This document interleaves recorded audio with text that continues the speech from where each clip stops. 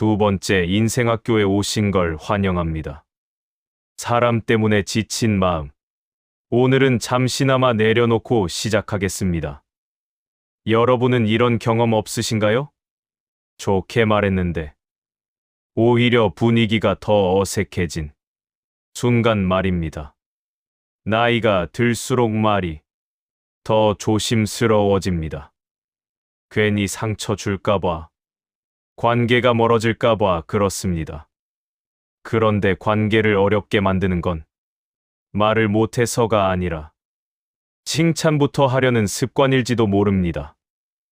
반대로 말을 꾸미지 않아도 사람 마음을 편하게 여는 분들이 있습니다. 그분들은 공통적으로 칭찬보다 인정하는 말을 먼저 합니다. 어렵지 않습니다. 지금부터 알아도 늦지 않습니다. 지금부터 상대의 마음을 여는 인정의 말 5가지와 절대로 하면 안 되는 말 3가지를 차례대로 나눠보겠습니다. 구독과 좋아요 눌러주시면 다음 영상을 더 편하게 받아보실 수 있습니다. 좋은 말이었는데 왜 마음이 다쳤을까? 이런 장면 익숙하지 않으신가요? 가족이든 지인이든 상대가 속상한 이야기를 꺼냈을 때 우리는 이렇게 말합니다. 그래도 넌 잘한 거야. 그 정도면 괜찮은 편이지.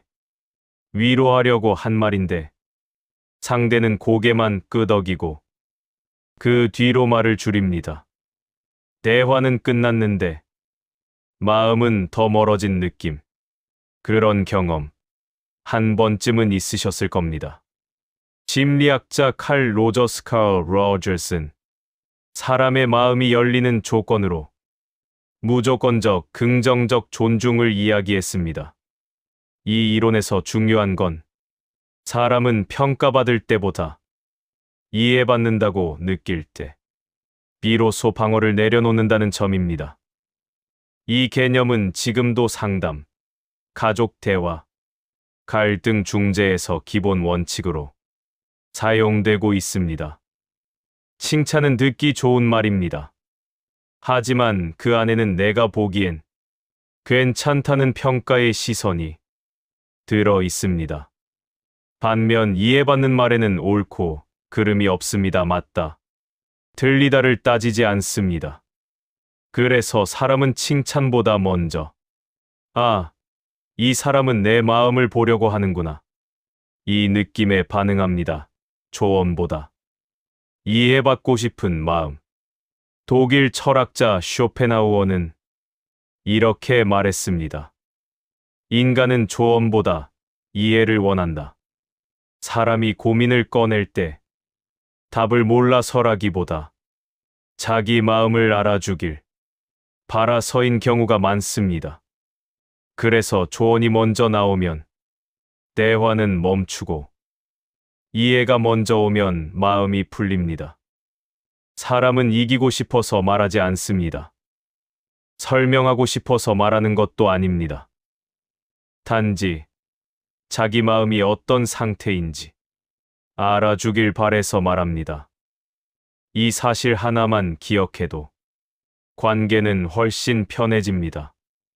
싸움 직전에 분위기를 멈추는 말, 상대가 조금 날이 서 있는 말투로 불만을 털어놓을 때가 있습니다. 그럴 때 우리는 설명부터 하거나 변명부터 하려는 마음이 먼저 올라옵니다. 그 순간 이 말 한마디만 달라져도 대화의 방향은 완전히 달라집니다. 방어부터 내려놓게 만드는 첫 반응, 부부 상담 연구로 유명한 심리학자 존 가트맨은 대화의 성패는 내용보다 첫 반응에서 갈린다고 말했습니다. 첫 반응이 방어적이면 상대도 즉시 방어합니다. 하지만 첫 반응이 부드러우면 상대의 감정도 함께 내려옵니다. 동의가 아니라 존중의 신호. 그럴 수 있겠네요는 상대 말에 동의하겠다는 뜻이 아닙니다. 맞다, 틀리다를 판단하지 않겠다는 신호입니다. 그래서 이 말은 상대를 이기지 않으면서도 관계를 지키는 말이 됩니다. 말을 이기지 말고 감정을 지나가게 하라. 에픽테토스는 이렇게 말했습니다. 사람의 마음이 왜 흔들리는지를 이렇게 설명했습니다. 사람을 괴롭히는 것은 사건 그 자체가 아니라 그 사건을 바라보는 해석이다.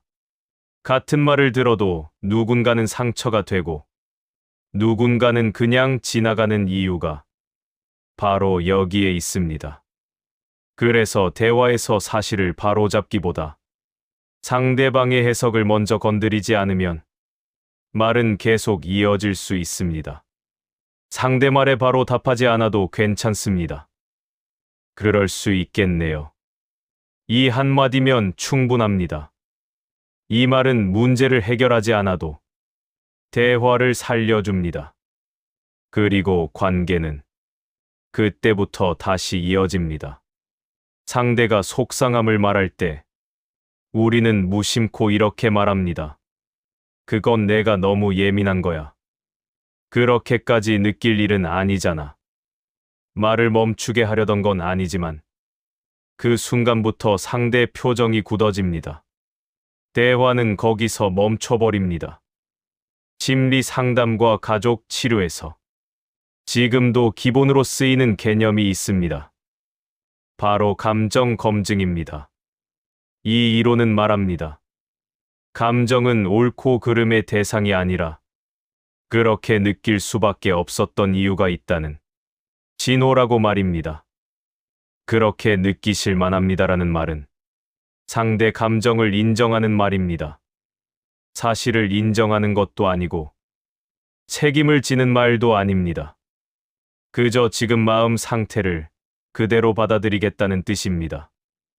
그래서 이 말을 들으면 사람은 더 설명하지 않아도 된다고 느낍니다. 아리스토텔레스는 이렇게 말했습니다. 인간은 자신의 감정을 이해해주는 사람에게 자연스럽게 끌린다. 사람은 말 잘하는 사람보다 자기 마음을 알아주는 사람 곁에 머물고 싶어집니다. 상대의 감정을 바로 고치려 하지 않아도 괜찮습니다. 그렇게 느끼실 만합니다. 이 한마디면 충분합니다. 감정을 인정받은 사람은 더 크게 말하지 않습니다. 그리고 관계는 그 지점에서 조용히 다시 이어집니다. 말이 안 통하는 이유는 자리가 다르기 때문이다. 같은 일을 두고도 사람마다 느끼는 게 다를 때가 있습니다. 그 정도는 참을 수 있잖아. 왜 그렇게까지 힘들어해? 이 말이 나오는 순간 대화는 설명 싸움으로 바뀝니다. 누가 더 맞는지 따지는 자리로 흘러갑니다. 사회 심리학에서는 이를 관점 전환 perspective taking이라고 부릅니다. 연구에 따르면 상대의 입장을 인정받았다고 느낄 때 방어 반응은 눈에 띄게 줄어듭니다. 이 원리는 지금도 갈등 조정과 가족 상담에서 핵심 기술로 사용됩니다. 그 입장에선 힘들었겠어요라는 말은 상대를 옳다고 말하는 게 아닙니다. 누가 맞고 틀렸는지를 잠시 내려놓겠다는 뜻입니다. 그래서 이 말이 나오면 상대는 더 이상 자기를 변호하지 않아도 된다고 느낍니다. 입장을 이해하면 말은 낮아진다. 마르쿠스 아우렐리우스는 이렇게 말했습니다. 상대를 바꾸려 들기 전에 그가 서 있는 자리를 먼저 보라. 입장을 인정받으면 고집은 풀린다. 상대의 자리에 완전히 서지 않아도 괜찮습니다. 다만 그 입장에 선 힘들었겠어요. 이 한마디면 충분합니다. 입장을 인정받은 사람은 목소리를 높이지 않습니다. 그리고 관계는 그 지점에서 다시 숨을 쉽니다. 상대가 같은 말을 반복할 때가 있습니다. 설명해도 달래도 잘 안 바뀝니다. 그럴 때 우리는 속으로 이렇게 생각합니다. 왜 이렇게 고집이 세지? 그 순간 대화는 설득이 아니라 힘겨루기가 됩니다. 심리학의 자기결정의로 따르면 사람은 선택권을 빼앗길수록 오히려 자신의 생각을 더 고집하게 됩니다. 그래서 설득과 압박은 대부분 역효과를 냅니다. 이 이론은 지금도 의사소통, 교육, 상담 현장에서 활용됩니다. 그렇게 생각하신 이유가 있겠죠라는 말은 상대 생각을 그대로 따르겠다는 뜻이 아닙니다. 다만 그 생각이 나올 수밖에 없었던 과정을 존중하겠다는 의미입니다. 그래서 이 말이 나오면 상대의 고집은 조금씩 힘을 잃습니다. 존 스튜어트 밀은 이렇게 말했습니다. 의견을 존중받지 못할 때 사람은 그 의견에 더 집착한다. 이유를 묻는 순간 대화는 풀린다. 상대를 바로 설득하지 않아도 괜찮습니다. 그렇게 생각하신 이유가 있겠죠. 이 한마디면 충분합니다. 이유를 인정받은 사람은 더 이상 밀어붙이지 않습니다. 그리고 대화는 그때부터 조용히 풀리기 시작합니다. 대화를 꽤 오래 나눴는데도 같은 말이 계속 반복될 때가 있습니다. 설명도 했고 서로 하고 싶은 말도 이미 다 한 것 같은데 이상하게 대화가 끝나지 않는 느낌이 들 때입니다. 그럴 때 필요한 건 또 다른 설명이 아닙니다. 상대를 설득하는 말도 아닙니다. 대화를 정리해 주는 이 한마디입니다. 말씀하신 게 이해됩니다.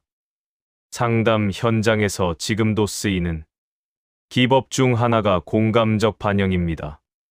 상대 말을 다시 정리해 이해했다는 신호를 주면 사람은 더 이상 같은 말을 반복하지 않게 됩니다.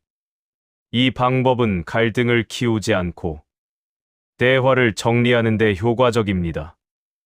해결보다 먼저 필요한 말 말씀하신 게 이해됩니다는 문제를 해결하겠다는 말이 아닙니다.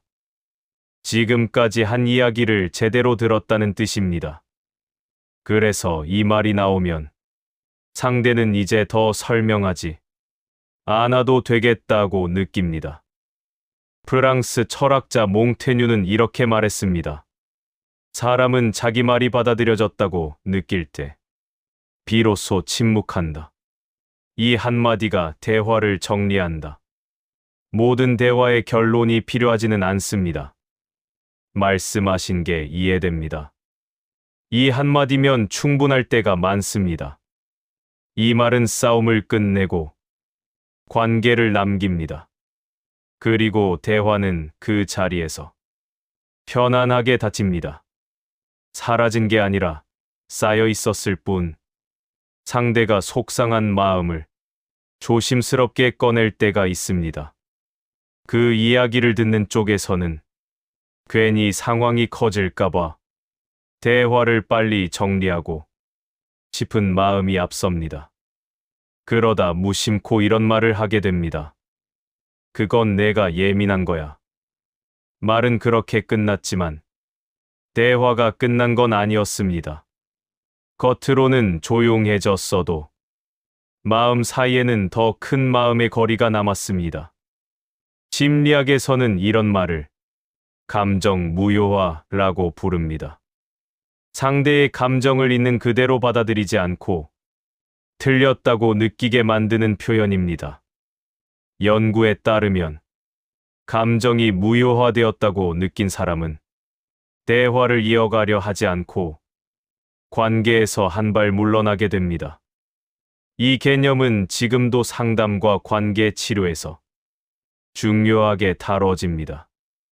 예민하다는 말은 상대를 진정시키는 말처럼 들리지만 사실은 감정을 닫게 만드는 말입니다. 문제를 줄이는 말이 아니라 사람을 멀어지게 하는 말입니다. 그래서 이 말이 나오면 대화는 끝나고 관계는 조용히 식기 시작합니다. 스피노자는 이렇게 말했습니다. 이해받지 못한 감정은 사라지지 않고 형태를 바꿔 남는다. 말하지 못한 서운함은 없어지는 게 아닙니다. 속에 남아 있다가 어느 날 다른 모습으로 튀어나옵니다. 그래서 감정을 무시하면 문제가 끝나는 게 아니라 늦게 다시 시작됩니다. 상대 감정을 바로 고치려 하지 않아도 됩니다. 다만 그건 내가 예민한 거야. 이 말만은 시작으로 꺼내지 않는 것이 좋습니다. 감정을 부정하지 않을 때 관계는 그나마 다시 이어질 수 있습니다. 비교되는 순간 위로는 사라진다. 상대가 힘들었다는 이야기를 꺼내면 우리는 위로해 주고 싶은 마음과 함께 이런 말이 먼저 떠오르기도 합니다. 그래도 나는 더 힘들었어. 비교하려던 건 아니었지만 그 순간 대화의 방향이 바뀝니다. 상대의 이야기는 멈추고 누가 더 힘든지 따지는 자리가 됩니다. 심리학에서는 이를 고통 비교라고 합니다. 사람은 자신의 고통이 비교 대상이 되는 순간 이해받지 못했다고 느낍니다. 연구에 따르면 고통을 비교당한 사람은 대화를 이어가려는 의지가 빠르게 떨어집니다. 이 개념은 지금도 갈등 조정과 상담에서 주의사항으로 다뤄집니다. 내가 더 힘들었어라는 말은 사실을 말하는 것처럼 보이지만 상대의 감정을 밀어내는 말이 됩니다. 위로하려던 말이 오히려 자리를 빼앗는 말이 되는 순간입니다. 그래서 이 말이 나오면 상대는 더 이상 자기 이야기를 꺼내지 않습니다. 니체는 이렇게 말했습니다. 고통은 비교되는 순간 이해가 아니라 경쟁이 된다. 그 순간 사람은 위로를 받기보다 자기 아픔을 혼자 증명하려 애쓰게 된다. 그래서 고통은 비교될수록 가벼워지지 않고 오히려 더 무거워집니다. 누가 더 힘들었는지는 관계에서 중요한 문제가 아닙니다. 중요한 건 지금 누가 힘들다고 말하고 있는지입니다. 그 마음을 먼저 들어줄 때 대화는 다시 이어질 수 있습니다. 맞는 말이 관계를 망칠 때 상대가 겪은 일을 털어놓고 결과가 좋지 않았을 때가 있습니다. 그때 무심코 이 말이 튀어나옵니다. 그러니까 내가 말했잖아. 순간 공기가 식습니다. 상대는 고개를 끄덕이지만 그건 동의가 아니라 대화 종료의 신호입니다. 심리학에서는 이런 표현을 우월 언어라고 봅니다. 상대의 경험 위에 자기 판단을 올려놓는 말입니다. 연구에 따르면 이런 말이 나오면 상대는 방어보다 회피를 선택합니다. 대화는 이어지지 않습니다. 내가 말했잖아는 맞을 수는 있어도 관계를 살리는 말은 아닙니다. 이 말이 주는 메시지는 하나입니다. 이 대화는 이미 끝났다. 그래서 상대는 다음부터 이야기를 꺼내지 않습니다. 한나 아렌트는 이렇게 말했습니다. 옳음은 관계를 만들지 못한다. 관계를 만드는 것은 이해다 맞는 말보다 이해하려는 태도가 사람을 곁에 남깁니다. 말로 이기는 순간 관계는 집니다. 그럴 때 필요한 건 정답이 아니라 곁에 서 있는 태도입니다. 오늘 이야기 정리해 보겠습니다. 사람을 바꾸는 말은 설명도 설득도 아닙니다. 칭찬보다 먼저 필요한 건 인정이었습니다. 오늘부터는 사람을 고치려 애쓰기보다 마음을 먼저 알아주는 말 한마디만 먼저 건네보셔도 좋겠습니다. 지금까지 두 번째 인생학교였습니다. 오늘 이야기가 마음에 남으셨다면 구독과 좋아요로 다음 이야기도 편하게 만나보시길 바랍니다. 감사합니다.